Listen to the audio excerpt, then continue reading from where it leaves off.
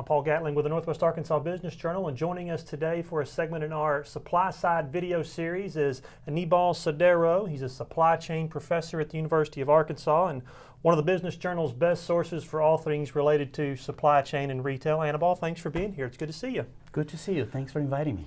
Let's talk about a couple of household names in U.S. business, a global business really, Google and Walmart, and a story that Kim Souza reported on a few weeks ago, the partnership that they've entered into, essentially that Google is now offering Walmart products to sell on Google Express, that's its online shopping mall. It's the first time really that Walmart has allowed products to be available online in the U.S. anywhere other than its website. So I guess my first question is, what's the reason for this partnership? I'm sure that the competition with Amazon is somewhere driving that, but what's the reason for this partnership? Well, let's go back a few years ago and remember that Walmart used to be the Google of the 1990s. So you would go to a Walmart store to see what products were there that could satisfy your needs. Well, now most of the purchases start online, and an interesting aspect of search is that Google is losing its grip. Now most of the online purchases, they originate at Amazon. So it may make a sense for Google to partner with Walmart because the main strength of Walmart is still its supply chain. They're leaders in that, right? But Google is losing its grip on search. So they want to have a very strong very strong physical supply chain supporting what they do, which is in the realm of technology. Right. So what's the biggest thing, I guess, that Walmart could hope to gain? I mean, the stated position, of course, is to make shopping easier for customers. Everything is always about the customers and their shopping habits. But dig past that, I guess. What's the bigger play here for Walmart? Well, I think that we need to look at what Google does. Google competes directly with not only Amazon, but also Apple, Facebook, and Microsoft. These five companies are the big tech companies, right? So they can offer, or they are in the best position to find the customers, reach out to the customers, because now people are going online to make their searches, right? Walmart doesn't have that now, and it's going to take them a lot of effort, a lot of resources to get there. I'm not sure they will ever be able to compete in this space with the tech giants. So immediately they need to make this partnership with Google because in the short term, it is a winning strategy for them. Right. Okay, so we know Walmart wants to compete with Amazon, who's already the search engine of choice for many U.S. customers, like you said. But what are the risks that come with this partnership? I think Google partners with other retailers like Toys R Us and Costco, I believe, but Walmart is really the first one to give them the customer data part of that equation, and really that's got to have some risk tied to it, I would think. I agree with you. Many years ago, when Toys R Us partnered with Amazon, what happened was that Amazon began to learn about the patterns of consumption of toys. So in doing so, they were able to begin to offer outside of Toys R Us channel the toys to the consumers.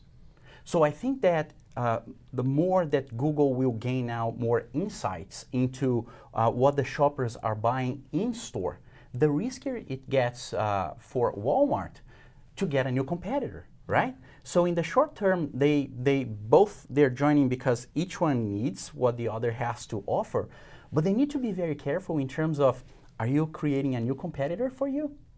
All right. So how real is the risk then, do you perceive? I mean, short term. In the short term, I don't see a risk. In the long run, I believe that what Walmart and Google are doing is laying the ground for a joint venture. The reason for that is because, unlike the acquisition of Whole Foods by Amazon, I don't see a possibility of Google acquiring Walmart or vice versa. But definitely, if they can join forces, that's a winning strategy. On the one hand, you have the search, right? And Google competes with Amazon on that. On the other hand, you have an undisputed leading supply chain. So it is a winning strategy for both.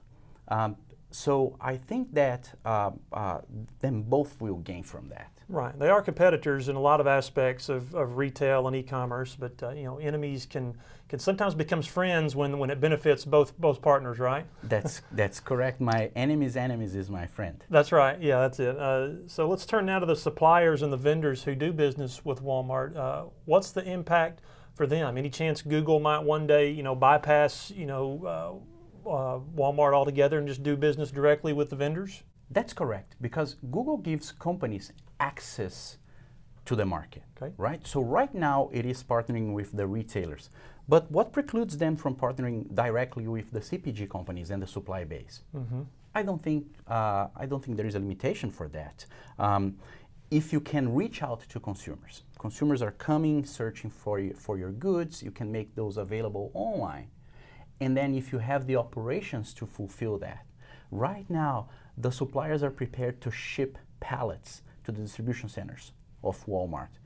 If they can master picking, packing, and shipping in smaller quantities directly to consumers, then why not? Right. Well, the supply chain and the retail avenues just get blurrier and blurrier with all these developments and partnerships and like this. Last question for you. Obviously, if we're ranking companies in e-commerce stratosphere, you've got Amazon way up here, and then you've got Walmart behind, and Google way behind in terms of e-commerce. So, collectively, does the partnership, give them their best chance for success, competing together to go up against Amazon? I think so, because they're combining the search with the physical supply chain. That's clearly a winning strategy. Definitely in the short run, let's see in the long run. Right. All right. That's good insight from Annibal Sodero. He's a supply chain professor and a researcher at the University of Arkansas, and our guest today on this edition of The Supply Side. Annibal, it's good to see you. Thanks for being here. Thank you very much. All right. When we come back, we'll have more analysis with Kim Souza on the Walmart and Google partnership. Don't go away. Arkansas Electric Cooperative Corporation provides electric energy across 2/3 of Arkansas. This is an exciting time in our energy history, with incredible progress being made in renewable energy and storage technologies.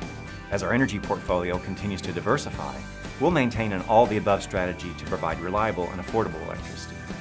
Ever since the first light bulbs were placed in our members' homes, the electric cooperatives have been the solutions provider for our members, and we want to continue that well into the future.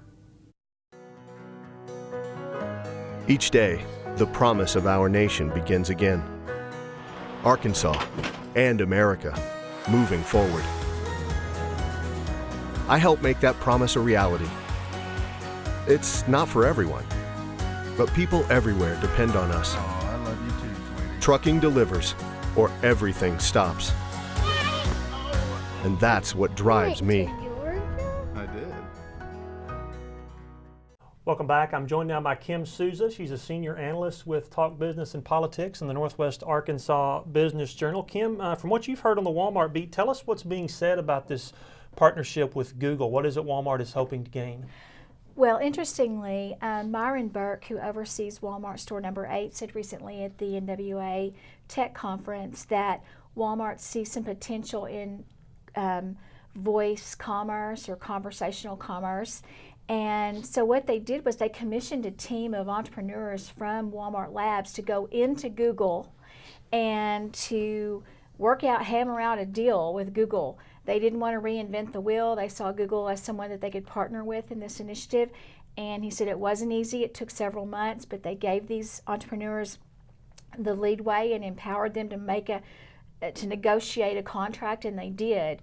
Myron said, we don't expect that this will go flawlessly. We expect there will be some hurdles, maybe even some failures, but we have to try in this space because we think it's a place that is only going to grow in the future. So they're excited about this partnership. I know there's some people who think there's some risk, but Walmart's excited about it. Well, I think hurdles are unavoidable when you talk about two companies. As Annibal said, these are two massive companies, Yes. giants of global business. So what kind of precedence then does a partnership like that set? When competitors become partners in the global business world that they compete in? Well, it's interesting because we actually have an example of that right here in our home base. Years ago, J.B. Hunt partnered with Santa Fe Railroad. They were competitors at the time. They partnered with something that was a brand new initiative at the time called intermodal transportation that's hauling containers by truck, putting them on the train, training them, and then taking them back and putting them on the truck to the final destination. This partnership was unheard of at the time. He was accused of sleeping with the enemy. But as we know, it's turned into a multi-billion-dollar industry, and all trucking companies today have an intermodal division. So there is a big precedence. Good can come out of working with enemies. Right, and a final thought on the impact to the suppliers and the vendor community. I mean, what kind of challenges do you see in that realm? I mean, the partnership is a lot of things, but one of the things, quite frankly, that it does, it just blurs the line of retail commerce even more. It really does, and retail's never been more fragmented, more opportunities to sell products for suppliers. There are a plethora of marketplaces they can sell with, a number of retailers they can sell with. But one thing that suppliers need to keep in mind is if Amazon remains the #1 in online retail, it's pretty clear Walmart plans to be #2. That's going to be a large piece of the pie that they can't afford to ignore. So I think suppliers in this region will want to continue to work with Walmart on these initiatives to enhance their online sales. They do sell with Amazon, and maybe they sell with Jet too, but they really need to work with Walmart on their online initiatives, because Walmart will probably be the #2, and that's still a big space in e-commerce. Right. It's not bad being #2 if you're #2 buying Amazon. I think those two have kind of clearly separated themselves. And Walmart believes that omni-channel, bridging the stores and the online, will be the winner in the end. And they have the stores, and they're building the online. Amazon still has to get the stores. So. Right. All right, good stuff as always from Kim Souza. Keep up the good work, good reporting. Thank you. All right, and that's all for today's segment of the Supply Side. We appreciate you tuning in. I'm Paul Gatling. We'll see you next time.